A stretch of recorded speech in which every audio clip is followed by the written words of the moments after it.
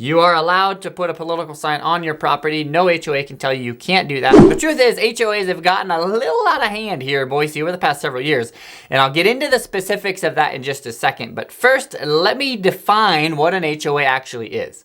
A homeowners association is a legal nonprofit entity that is filed with the Idaho Secretary of State and is responsible for maintaining and managing the assets of a community. So they're responsible for things like the appearance of your home and managing common areas, things like that. So if you buy a home with an HOA, you automatically are part of that HOA, and you also are agreeing to abide by their rules and regulations. And these are called CC&Rs, covenants, conditions, and restrictions. Now, the ultimate goal of an HOA and the CC&Rs is to preserve the property values in that neighborhood. And because it is a legal entity, if you don't abide by their rules, they can take you to court, they can fine you, and in really, really egregious situations, they can put a lien on your house, and if you don't pay for that, ultimately your house can get repossessed. As you probably know, our population here in Idaho has exploded over the past 5 or 10 years. More and more people who have moved here are now living with HOAs, so they passed some legislation just last year, July 1st, 2022, that requires HOAs to do certain things and also limits some of their power. And I thought this was interesting. You're gonna wanna know this. So they required board meetings to be open to all HOA members. Previously, not all HOA members could attend HOA board meetings. It also required HOAs to hold board meetings once a year, to take minutes and preserve the minutes. They also require HOAs to provide a statement of account. So if you as an HOA member want to know what the HOA board is doing with your yearly fees, they have to give you a statement of account within 5 days and a full financial disclosure within 10 business days. But what I thought was interesting was what they prohibited HOAs from doing. An HOA is not allowed to prohibit a homeowner from putting solar panels on his roof. Number 2, this is interesting. HOAs are not allowed to prohibit homeowners from putting political signs on their property. You are allowed to put a political sign on your property. No HOA can tell you you can't do that, with a couple exceptions. Obviously, if it threatens the health and the safety of the community, you can't put a 100-foot by 300-foot sign on your property. If it violates other laws, you can't do that, or if it's accompanied by sound or music. But if you want to put a political sign on your property, you are allowed to, according to Idaho law. Number 3, an HOA is not allowed to prohibit you from flying a flag, a US flag, a state flag, a military flag, or a POW, or missing in action flag. And number 4, a homeowners association is not allowed to prohibit you from renting out your property if there were no prohibitions on renting your property in the CC&Rs when you purchased it. Now, if the CC&Rs did say that you can't rent out your property when you purchased the property, then you have to abide by the rules, but they just can't retroactively come and say, oh, now we're changing the rules. Now nobody in our neighborhood is allowed to rent out their property. They have to get written consent from you in order to make that prohibition. Now, nearly every new home that you buy here in the Treasure Valley that is part of a subdivision will have an HOA. And in fact, almost every house that is part of a subdivision that was built after 1990 is going to have an HOA. Now, what a lot of people don't recognize, though, is that nearly every house in the Treasure Valley will be subject to some sort of CC&Rs, whether or not there's an active HOA. But if there's no homeowners association, it's actually really hard to enforce these CC&Rs, but you should nevertheless be aware of that, because there's probably some CC&Rs tucked away in the title company somewhere that are attached to your house, and you probably want to read over those if you're interested in a particular property. But what are some common CC&Rs that are enforced by homeowners associations here in Boise? Now, I like to divide the regulations into 2 broad categories. The first category are things that you are allowed to do, but you have to get approval from the HOA, and I'll give some specifics of an example of that in a second. And then the second type of regulation are things that you must do always, or things that you must not do. So let me give you a couple of examples. So first, things that you would require approval for. This would include things like painting your house. If you want to paint your house a different color, the HOA typically is going to have to approve the color that you want to paint your house to make sure that it fits the color scheme of the neighborhood.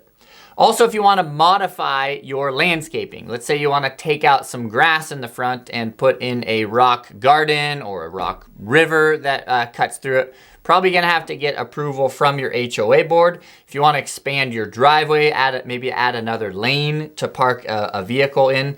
Or if you want to modify the architectural structure of your house in some way.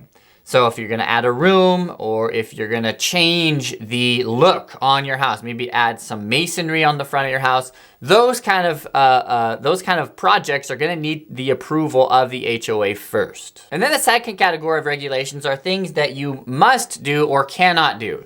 So this would include things like your trash. Not uncommon in Boise for the CC&Rs to say that you have to put your trash can out maybe the day before the trash guy comes, and then you have to bring your trash can back the day after. You can't just let it sit out on the street for an entire week. They usually want you to put it in the garage or on the side of your house.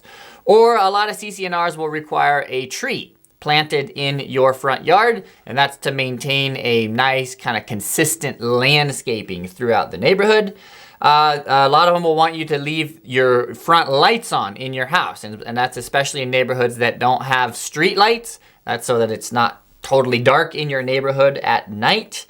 Not uncommon for CC&Rs to restrict what you can park on your driveway. So a lot of HOAs won't allow you to park an RV or a trailer on your driveway. Either needs to be parked on the side, and if it's a little bit more strict, they may require you to cover your RV or your trailer so that you can't actually see the vehicle from the street. And if it's a really strict neighborhood, if the CC&Rs are really strict, they may not even let you park your vehicle there to begin with. Some of them have height restrictions. They don't want vehicles that are over the line of the fence to be parked on the side of your house. Now, some HOAs are kind of invasive here in Boise, and here's a couple examples of what I would consider to be an invasive HOA. Some neighborhoods won't let you park your car on your driveway. They actually make you park your car inside the garage, and then they'll also have restrictions on how long you can keep your garage door open. They may say it's only allowed to be open for 2 hours and then it has to be closed. Some of them have restrictions on sheds. They are not allowed to be over a certain height, over the fence line I've seen before, and that's a 6-foot fence line. And some really invasive HOAs even restrict the kinds of clothes that you can wear in your neighborhood. Totally kidding on that, but that would be pretty bad. Now, before I move on, if you appreciate the hard work that I put into these videos, hit the thumbs up button. That helps the video to go out to more people like you. Thanks. So as a general rule, the more expensive the area and the newer the home, the stricter the HOAs are going to be and the higher the fees, the yearly fees are going to be.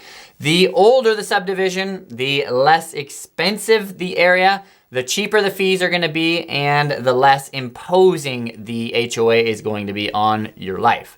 Now, sometimes HOAs actually disband after 40 years or so, but the CC&Rs do stay in place, which is why I said that sometimes they can be tucked away in the title company and nobody really pays attention to them or enforces them, but the house nevertheless is still supposed to be subject to those CC&Rs if there are CC&Rs. I have a love-hate relationship with HOAs. I think there's both positive and negative aspects to having HOAs, and let me talk about some of those now.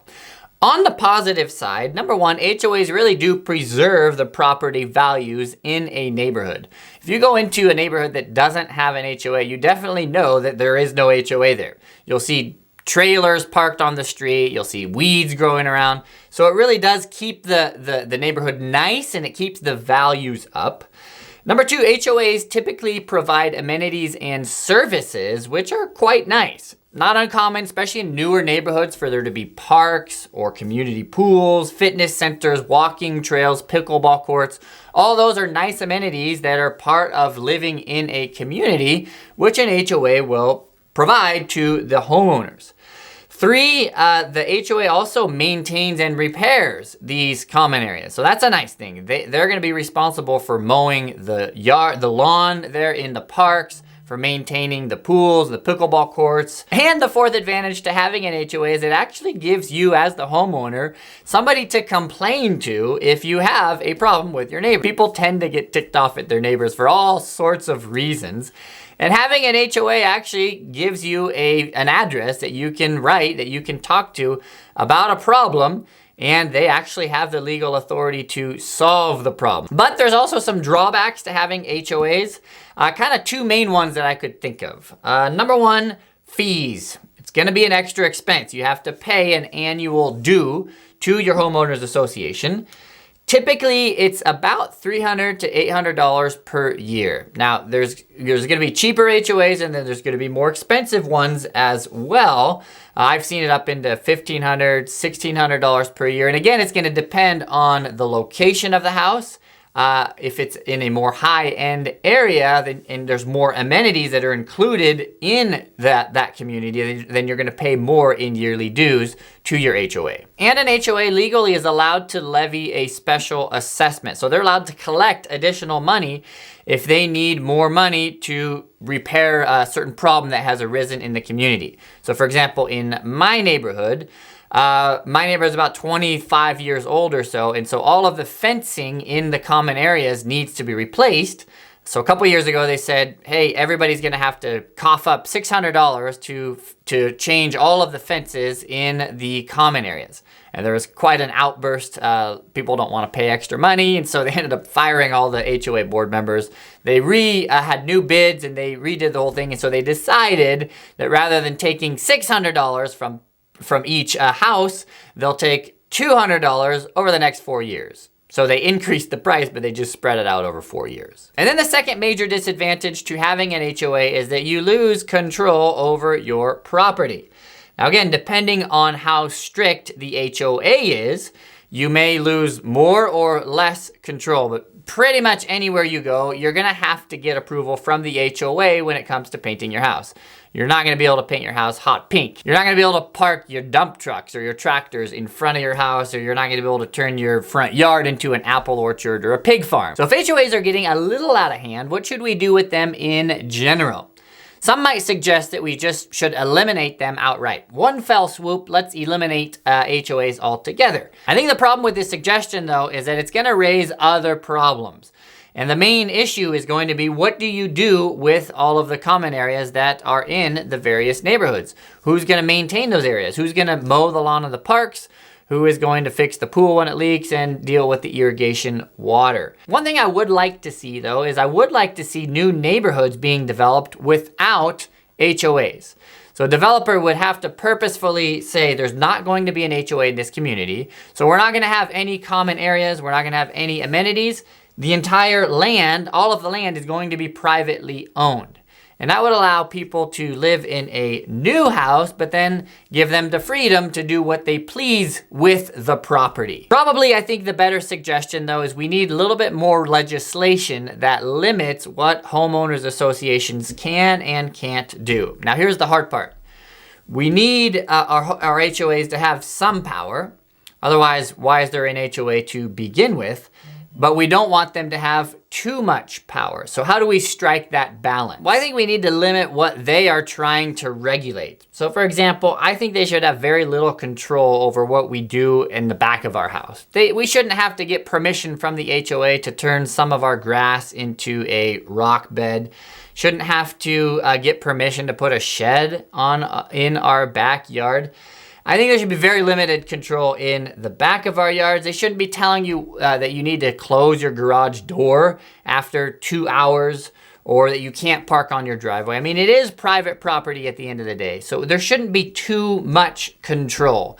Now, I'm not a lawyer, obviously, so I don't have all the answers on this, but I do think HOAs in general have gotten too strong here in Boise, and I would like to see the Idaho legislature pass more laws, unfortunately, because I'm against government, but I do think we need more legislation that controls what the HOA can and cannot do, so that they don't get too much power and we as private owners get less and less control over our own property. And I also think there should be some sort of a statute or regulation that says that if you are an HOA board member or president, you should be readily available to answer questions about the regulations. It's happened to me several times that a property owner who is selling their property has missed out on a buyer because the buyer hasn't been able to get a hold of the HOA board member to find out what the regulations are. And so he's not going to buy a property that he doesn't know what he's allowed to do with. And so that actually hurts the property owner. So there should be some sort of a rule or regulation that prevents that from happening. But what do you think about HOAs? Let me know down in the comments below.